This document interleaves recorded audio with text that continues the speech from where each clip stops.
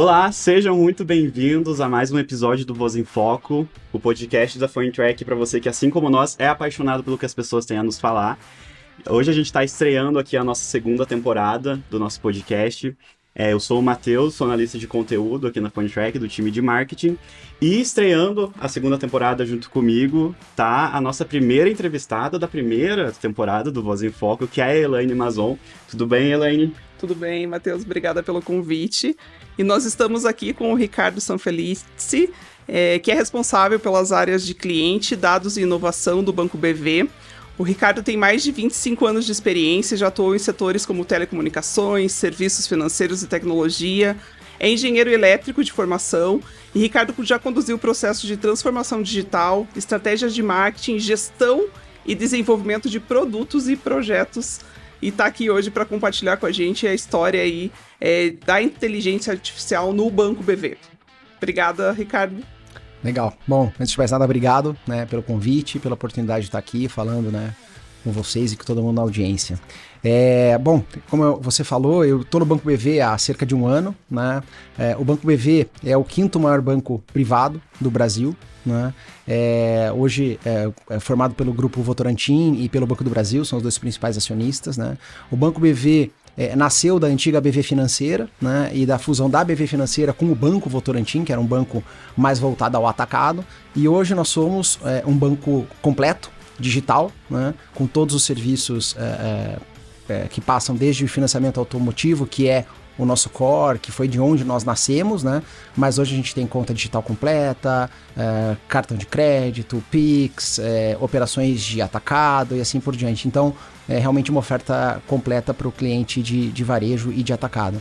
Como eu falei, eu estou no banco há mais ou menos cerca de um ano, sou responsável pelo time de clientes, dados e inovação, basicamente os times de marketing, de atendimento ao cliente, ouvidoria, todos os canais digitais e a operação de banco digital propriamente dita do banco. Então, mais uma vez, é um prazer estar aqui falando com vocês e podendo compartilhar um pouquinho dos cases que a gente tem na área de inteligência artificial, de dados e de speech analytics e assim por diante. Legal, a gente fica muito feliz pela sua participação.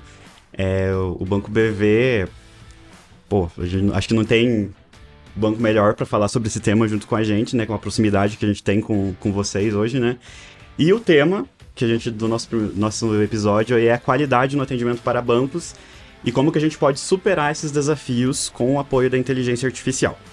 Então, para começar aí o nosso episódio, Ricardo, a gente quer saber como que o Banco BV tem lidado com o avanço da inteligência artificial, que hoje não tem mais como fugir desse tipo de tecnologia.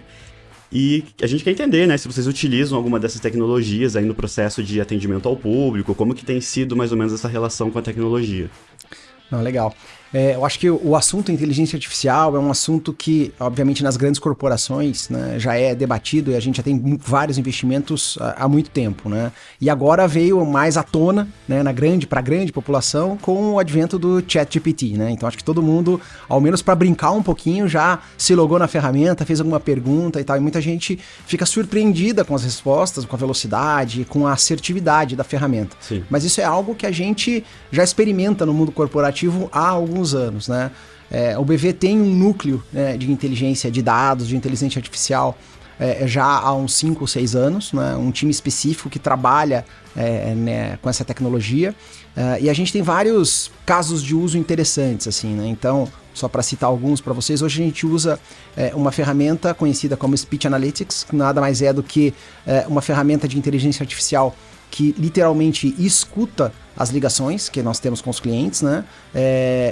retira informações dessas chamadas, e com isso, através de vários modelos preditivos baseados em inteligência artificial, faz recomendações que podem ser desde de um diagnóstico, de uma, por exemplo, recomendação de uma próxima oferta para aquele cliente, ou uma detecção, por exemplo, em ouvidoria, a gente detecta os principais problemas que os clientes têm. Então, pela maneira com que eles falam com o atendente e a ferramenta capta as palavras-chave, a entonação de voz, os momentos de atrito, a gente consegue, por exemplo, classificar clientes que têm uma propensão a ter um problema maior, né, com o BV, numa reclamação, assim por diante, podem procurar um órgão de defesa do consumidor ou procurar o Banco Central e assim por diante, e a gente trata isso de maneira mais rápida, mais assertiva, né? Então esse é um tipo de aplicação de inteligência artificial muito comum e que tem resultados muito importantes para a operação do banco.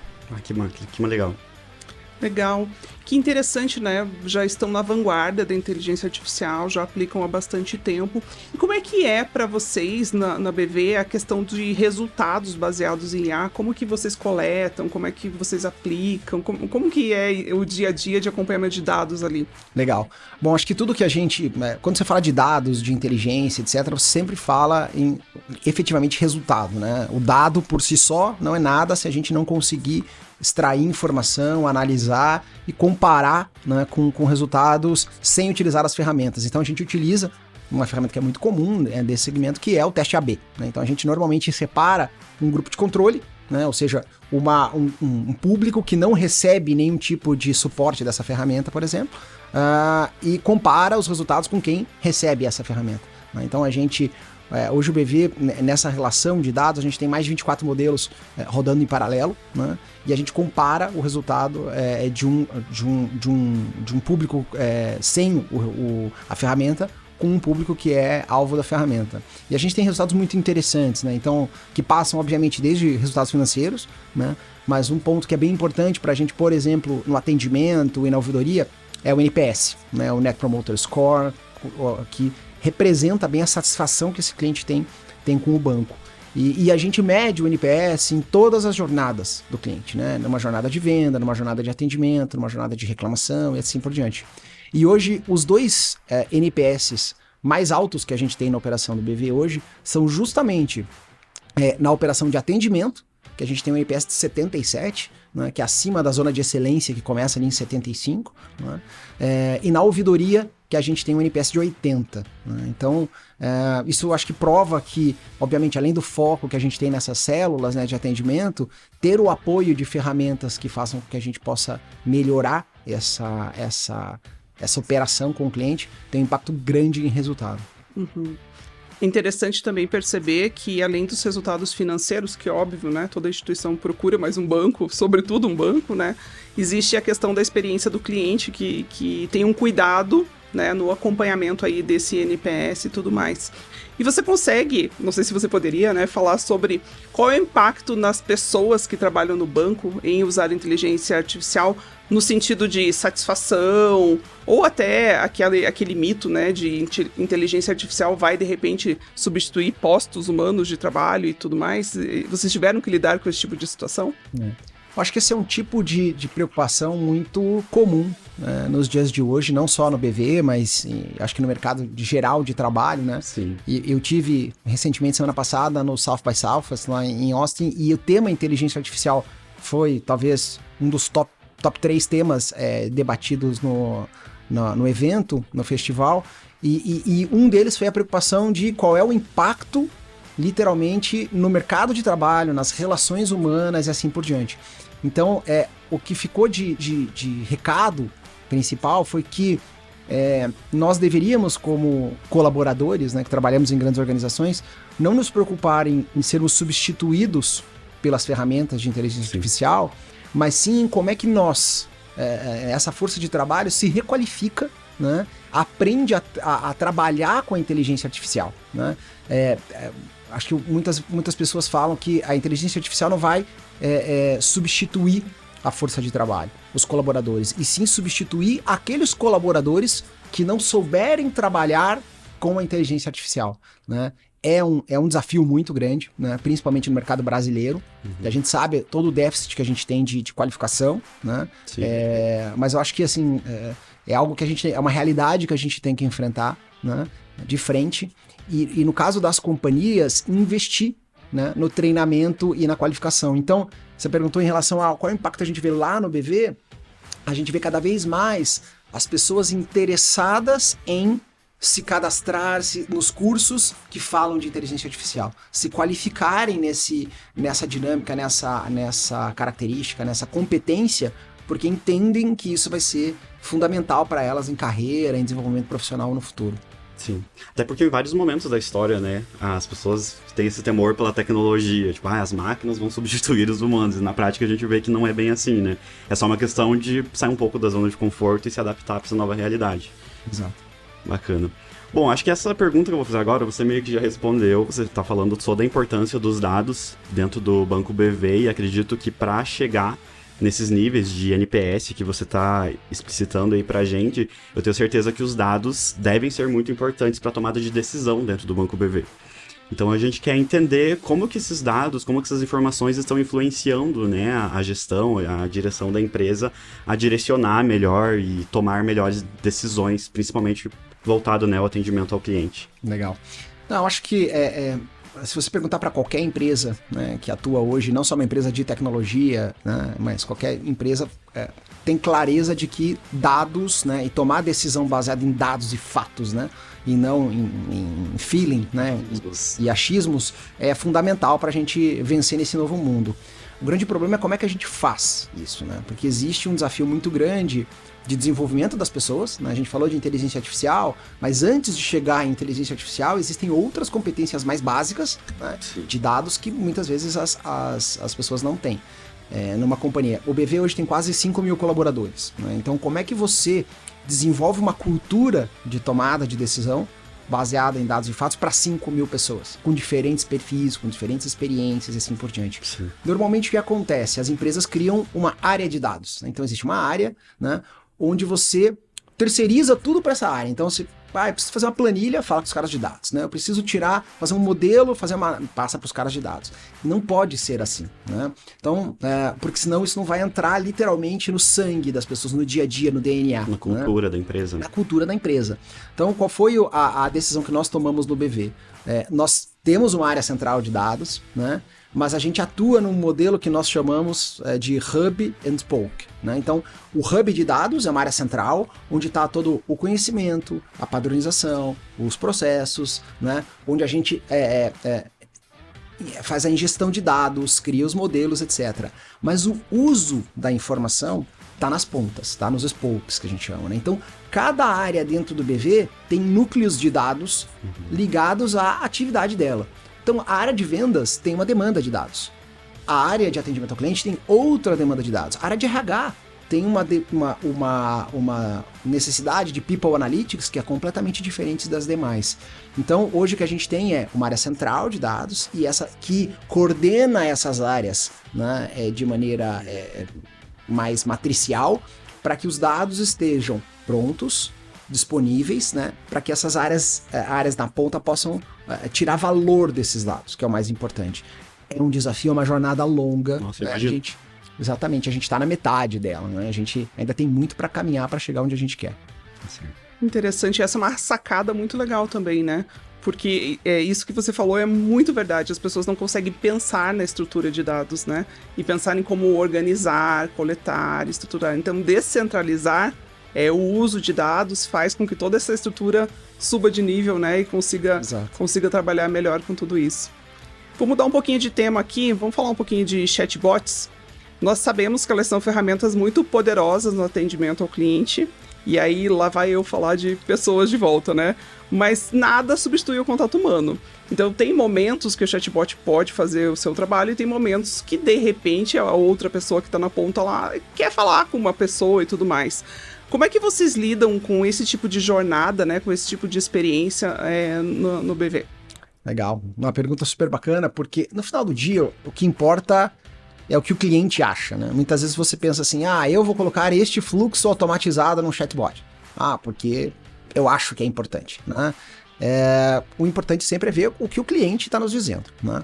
E a gente, ao longo desses anos, vem entendendo que para fluxos, para tarefas mais cotidianas, as pessoas estão mais dispostas a aceitar um atendimento mais robotizado, um autoatendimento. Então, trazendo para a realidade do BV, por exemplo, um cliente que precisa da segunda via de um boleto, porque ele perdeu, né? Ou ela precisa da fatura do cartão de crédito, né? Coisas mais simples, né?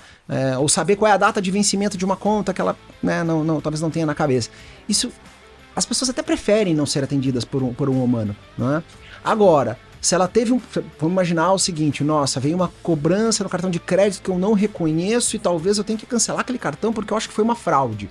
Você quer falar com alguém, né? Exato. Então, eu acho que a beleza toda desse processo está no desenho da jornada, trazendo o cliente para o desenho da jornada, né, que ele participe da construção da jornada e entendendo em que momentos da jornada você tem que fornecer essa opção para o cliente. Porque muitas vezes o cliente está lá, por exemplo, falando com um chatbot, que pode ser por voz, pode ser por texto e assim por diante, ou pode ser num menu do WhatsApp, por exemplo, e naquele momento ele sente a necessidade de falar com um humano. Como é que ele sai? Se você na hora que for desenhar a jornada não previu que ali tenha uma saída para um atendente humano, o que acontece? O cliente vai abandonar aquele contato e começar de novo. O que é péssimo para todo mundo. É péssimo para o cliente, porque ele começa de novo a jornada. É péssimo para a companhia, porque você ocupa de novo o mesmo recurso, né? Pode ser que você tenha que passar de novo no processo de identificação e assim por diante. Então é ruim para todo mundo. Então acho que a ciência está em trazer o cliente no desenho dessa jornada e constantemente revisitar a jornada, né? Você vai colocando mais coisas no autosserviço, vai aprendendo que aquele cliente, olha, a gente viu aqui que talvez tenha 30%, 40% dos clientes já estão dispostos a usar o autosserviço nessa feature. Ok, então vamos colocar o autosserviço nessa feature e assim por diante. Então é algo evolutivo. Interessante olhar, pensar, né, que dessa forma a gente cuida da experiência do cliente, mas de certa forma a gente cuida também da experiência do teu colaborador, né? Porque as atividades repetitivas, mandar o boleto, coisas muito básicas que não requerem muito, né, raciocínio, desenvolvimento humano, elas são supridas por um robô na boa parte do tempo, né, por uma inteligência artificial, e aí as pessoas são melhor aproveitadas, né? Exato. Para tarefas mais nobres, né, para tarefas que precisam de capital intelectual, né, de capital humano. Exato, as pessoas podem se sentir desafiadas a evoluir, né? Exato, exatamente. Muito Bom, e aí, acho que a gente já deu aí uma pontinha também dessa próxima pergunta. A gente vai falar um pouco sobre jornada omnichannel, né? Essa questão de dar autonomia para o cliente, dele escolher para onde ele quer começar a conversa e fornecer a mesma experiência para ele em todos os canais de atendimento. É um desafio grande que as empresas enfrentam, mas que é um desafio que precisa ser enfrentado porque é muito importante para a satisfação do público, né? Que se o cliente não tem isso na sua instituição, ele vai para outra que vai fornecer isso para ele, né? Então, falando um pouco sobre a jornada omnichannel, vocês também, acho que deu a entender, vocês apostam, né, nessa tendência, e a gente quer entender como que funciona esse processo dentro do Banco BV e como que vocês acham que o cliente final se sente impactado, né, por esse tipo de abordagem, né, por esse tipo de comunicação que é muito importante no final das contas. Legal. Eu acho que, antes de mais nada, existe um desafio, como você falou, e eu acho que a gente, na maioria das organizações, a gente está um passo atrás, né? A gente não está na omnicanalidade ainda, todo mundo está buscando isso, mas a gente está na multicanalidade, né? A gente, muitas vezes, tem a mesma experiência, né, em todos os canais, né? Ok, se eu quero, por exemplo, a gente estava falando aqui do boleto, né? Se eu quero pedir um boleto, eu posso pedir pelo WhatsApp, eu posso pedir pelo aplicativo, eu posso pedir pelo atendimento e assim por diante. Uhum. Então é multicanal, né? Mas quando a gente fala de omnicanalidade, acho que talvez a maior importância seja você, primeiro, ter continuidade do atendimento em todos os canais. Então, imagine que eu estou falando no telefone com uma atendente do BV pedindo o meu boleto, eu já me identifiquei, ela já checou que sou eu, já coloquei minha senha, assim por diante, mas por algum motivo a ligação caiu ou eu não pude falar mais naquele momento. Desliguei o telefone. Dali a 5 minutos eu acesso o app e vou pedir o boleto. Eu não deveria ter que fazer toda a jornada de novo, me identificar e assim por diante, né? Então, isso é uma verdadeira jornada omnichannel, né? Uhum. Ou, por exemplo, em bancos que tem agência física, quando ele vai na agência, o atendente da agência poder olhar no CRM, né, dele e falar: eu vi que o senhor já tentou ver o boleto, o senhor tem algum problema com o boleto? Posso lhe ajudar e tal? Isso é o conceito real da omnicanalidade. Via de regra, hoje, principalmente no Brasil, a gente ainda está um passo atrás, a gente está ainda em multicanalidade. E eu não tenho dúvida que isso, toda vez que a gente consegue praticar pequenos momentos de omnicanalidade, o impacto para o cliente literalmente um momento uau. É o que fala assim, caramba, não precisei nem me identificar. Então, eu acho que a omnicanalidade é algo que as companhias têm que perseguir justamente para ter aquele gatilho de encantamento que muitas vezes é muito difícil, né, nessas experiências com o cliente. E na prática, no Banco BV, quais são os maiores desafios em relação à omnicanalidade? Tem rosquei aqui. Omnichannel, sai mais fácil. Sai mais fácil. A maioria das vezes o inglês funciona melhor, né? Para termos de tecnologia. Eu acho que a gente tem... acho que todos esses desafios de integrar todos os canais, né? Mas... E tem uma peça, talvez, que seja particular de um banco como o BV... Como eu falei para vocês, o grande principal negócio do BV, o negócio original do BV, nós nascemos como um banco focado no financiamento de automóveis, né? E neste momento, a relação que a gente tem com o consumidor é uma relação através de um car dealer, né? De um revendedor de automóveis, né? Sim. Então, naquele momento, quem está apresentando o BV para o cliente final não é o próprio BV, é uma loja de carros que te oferece um financiamento através do banco. Então, naquele momento, ele é um canal do BV, mas ele é um canal terceiro, né? Então, como é que naquele momento, por exemplo, esse canal já pode ofertar um outro serviço do banco, né? Então, por exemplo, olha, você vai financiar um carro, tá aqui as opções de financiamento, você gostou? Não, eu gostei, vou financiar com o BV. Por que você não abre uma conta no BV? Um cartão de crédito? Quer fazer o seguro? Quem sabe ali naquele momento consegue fazer um cross-sell antes desse cliente entrar na base do BV. Porque depois que esse cliente entrou, adquiriu um financiamento com a gente, faz parte de qualquer régua básica de CRM, qualquer empresa vai entrar em contato para tentar ofertar mais produtos e serviços. Sim. Mas como é que a gente já tem essa experiência omnichannel e multiproduto logo na entrada do cliente? Né? Então esse é um grande desafio porque o BV está justamente nesse momento saindo de uma operação muito mais transacional para se tornar um banco relacional. Né? Eu brinco muito, nós saímos de uma financeira, né? Deixamos de ser uma financeira que tinha milhares de clientes por mês, milhares de contatos por mês, para nos tornarmos um banco de varejo digital com milhões de contatos 24/7. Olha só. Então, esse acho que é o grande desafio que a gente tem hoje no BV, né? E obviamente a gente tenta apoiar tudo isso em tecnologia. Então acho que esse é o grande pilar pra gente. Sim. Até porque existe tecnologia pra gente conseguir rastrear vários dados de diferentes lugares, mas tem aquela dificuldade também que é centralizar os dados, né? Que acho que esse é o pulo do gato ali da jornada Omnichannel, que também a gente tem um pouco de dificuldade de enfrentar. Mas muito legal ver como é que tá o caminho do Banco BV, né? Sim. Muito interessante. Eu fiquei com uma curiosidade. No começo, você falou de Speech Analytics. E aí a gente tá falando de dados, unir todos esses dados, todos esses canais e tudo mais. Como que o Speech Analytics entra para vocês e quanto que ele contribui na operação de vocês? Conta um pouquinho mais aí para quem nem ouviu falar desse termo ainda, né? Não, o Speech Analytics é uma ferramenta extremamente útil, né? Como eu te falei, nós começamos com o Speech Analytics nos temas mais de ouvidoria, ou seja, nos temas onde a gente já tinha um atrito muito grande com o cliente. Porque, obviamente, é uma célula menor, né?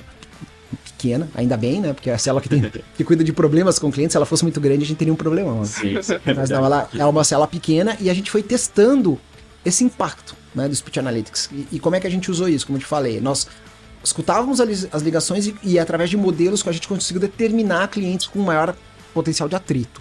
Né? E aí a gente atua de maneira mais tempestiva, mais eficiente com esse cliente e conseguiu resultados fantásticos. E a gente começou a abrir ampliar a atuação do Speech Analytics para o atendimento como um todo, né? Para a operação de cobrança, que é uma operação, que é um momento de atrito com o cliente, né? Você ligar para fazer uma cobrança não é um momento fácil, né? É um momento difícil na relação com o cliente, né? E a gente atualmente tem usado também Speech Analytics para vendas, né? Então, também, não só fazendo,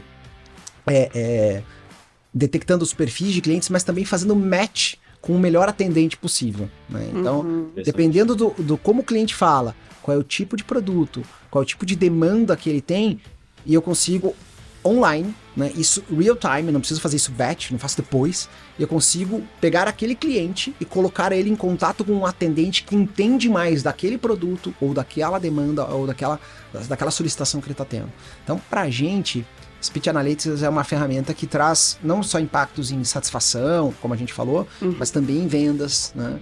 Em operação, que é muito importante pra gente também. Inteligência de dados mesmo, né? Inteligência de dados. Para tomada de decisão. Exatamente. Então, como eu te falei, a gente usa ele online, ali, near real time, mas após isso, toda essa base do Speech Analytics, a gente tem ela transcrita, né, em speech to text, e os nossos cientistas de dados podem pegar toda essa base transcrita e tirar informações depois. Então, isso ajuda também, o Speech Analytics também retroalimenta os modelos que nós temos no BV. Sensacional. Só compartilhando um pouquinho, eu já trabalhei com operações de call center, quando a gente tinha que fazer monitoria e ouvir as ligações, né? Exato. Uma a uma, leva um tempão. Aí classificar, e em cima dessa classificação, tentar entender ali uma tendência, né? E sempre uma pequena porcentagem, né? Isso. Um grande volume de informações. Né? Para tomar a decisão, né? Então era uma trabalheira. E a eficiência, de fato, não, né, muito pontual, assim, muito tímido o resultado desse trabalho de monitoria manual, né, do Sim. passado. Não, esse é um bom ponto. Todo o tema de monitoria de qualidade, né, e de feedback pros atendentes, de avaliação dos atendentes, utiliza como base o Speech Analytics. Por isso, mesmo que você falou, a gente ainda faz algumas monitorias pontuais, né, mas mais para entender o detalhe, para entender né, o viés, mas a grande massa é feita através da ferramenta de Speech Analytics. Sim. Incrível. Muito legal. Bom, a conversa está muito boa, mas a gente já está se encaminhando aqui para a última pergunta da rodada. Então, vamos lá. Vamos lá. Nós acreditamos aí na inteligência artificial, né? E gostaria de saber como que o banco, como que vocês estão esperando a aplicação, a evolução da inteligência artificial no futuro aí. Quais são as expectativas, as grandes tendências? Agora acho que a gente está passando por um momento, né? Esse advento de ChatGPT e OpenAI que aconteceu agora no final do ano foi um negócio muito interessante. Eu até vi uma analogia que eu achei muito interessante compartilhar com vocês lá no South by Southwest, que um dos palestrantes falou que a inteligência artificial parece, sabe aquele vidro de ketchup que você vira e ele não sai? O ketchup fica preso lá em cima, né? Sim. Aí você fica ali tentando fazer o ketchup sair, daí ele não sai. E daí, de repente, você vai lá, alguém bate atrás do ketchup e o ketchup... Vai tudo uma vez. Foi o que aconteceu agora em dezembro de 22, né? É verdade. A inteligência artificial tava ali, todo mundo usando, etc. Mas, de repente, o ketchup saiu. Isso levou a gente para um novo patamar, né? Então, o ChatGPT já tá na versão 4 agora, né? Acabou de sair o release da versão 4. E é impressionante como isso vai revolucionar, né, a maneira com que a gente utiliza, né? Não só casos de uso, como a gente falou, né, de chatbot, etc., mas mesmo da produtividade das empresas, né? Então a gente já vê hoje, por exemplo, a Microsoft colocando dentro do seu do pacote Office, né, digamos assim, do Outlook e Teams, etc., ferramentas de produtividade baseadas em inteligência artificial, ou seja, você vai poder fazer a ata de uma reunião pela ferramenta, né? Então a ferramenta faz a ata. Você vai poder, por exemplo, perguntar, né, no Teams e falar assim, poxa, na reunião de 3 meses atrás, né, quando tal pessoa falou aquilo, você pode fazer um resumo da reunião? O que ficou de pendência? Vamos fazer uma lista de pendências da reunião. Então, Sim. Cara, assim, esse impacto em produtividade vai ser muito, vai ser fantástico e acho que tá além do que a gente pode imaginar. Assim, para casos de uso, cada dia a gente vê casos de uso cada vez mais impressionantes, né? Outra coisa lá no South by Southwest, todo mundo estava usando uma ferramenta, não sei se vocês conhecem, chamada Otter, né? Que é uma ferramenta que escuta, né, a palestra, transcreve, faz um resumo no final. Nossa. Tá? Então, assim, e se você quiser, e se a palestra for em inglês, ela faz a tradução para português. Né? Então, coisas que a gente não poderia imaginar. Todo o lettering, né, todos os subtitles das palestras também feito por inteligência artificial, real time. Então, eu acho que a gente está literalmente ainda arranhando a superfície, né, em inteligência artificial, tem muita coisa, e eu acho que a gente vai ter uma massificação fantástica nos próximos meses e anos. Né? E parece que a gente vivia um momento que se ouvia falar de inteligência artificial, mas não sabia direito qual era o potencial, para que serve, como que aplica. É uma coisa muito intangível, muito longe do nosso dia a dia, né? E agora, de repente, né, a gente está aí podendo consultar a qualquer momento, podendo usar e já entendendo novas aplicações muito práticas, né? Trazendo, de fato, muita produtividade e revolucionando aí muitas atividades profissionais, né? Legal, é uma democratização da inteligência artificial. Eu acho que a gente teve uma mudança de patamar, uma ruptura que a gente vai sempre se lembrar desse fato de dezembro de 2022. A gente vai ter isso na cabeça pra caramba. Foi ali que talvez seja no futuro tão emblemático como foi o lançamento do iPhone pelo Steve Jobs. É verdade. Que é uma data marcante para todos nós, que colocou a indústria de telefonia móvel, por exemplo, num outro patamar, né, com o advento dos smartphones, e talvez agora o ChatGPT tenha aberto essa porta para um novo mundo. É engraçado ver também como que o tempo parece que tá passando muito rápido. As coisas assim, que a gente não tá conseguindo dar tempo, não tá dando conta de acompanhar, né? Porque até eu vi esses dias um post no LinkedIn de uma pessoa compartilhando, que ela achou um absurdo, uma vaga em que a pessoa tava pedindo 1 ano de experiência em ChatGPT. Não faz nem 4 meses que o negócio foi lançado, a pessoa já tava pedindo 1 ano de experiência. Exato. Então, tipo, o negócio já tá tão integrado ali na rotina das pessoas que já já faz parte já, né? Não tem como desvincular mais. Então é bizarro até ver, né, como que as coisas estão avançando, mas legal também de ver a utilidade disso na rotina das empresas e o quanto que tá ajudando bastante também, né? Sem dúvida. Bom, gente, esse foi o nosso primeiro episódio da 2ª temporada. Eu queria agradecer em primeiro lugar ao Ricardo. Ricardo, muito obrigado pela disponibilidade. A gente ficou muito, muito feliz mesmo de você ter topado vir conversar com a gente.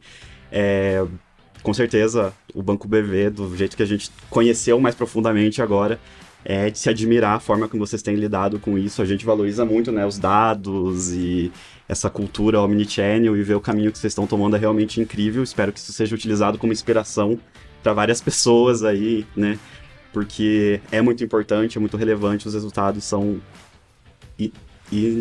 imensuráveis, essa palavra que eu ia achar. Então, muito obrigado, viu, pela sua disponibilidade. A gente ficou bem feliz com a sua participação, viu? Eu que agradeço novamente em meu nome, em nome do BV, e agradeço muito a vocês e a todo o time da Funtrack pelo convite aqui. Foi um prazer falar com vocês e compartilhar um pouquinho da nossa história aqui com vocês.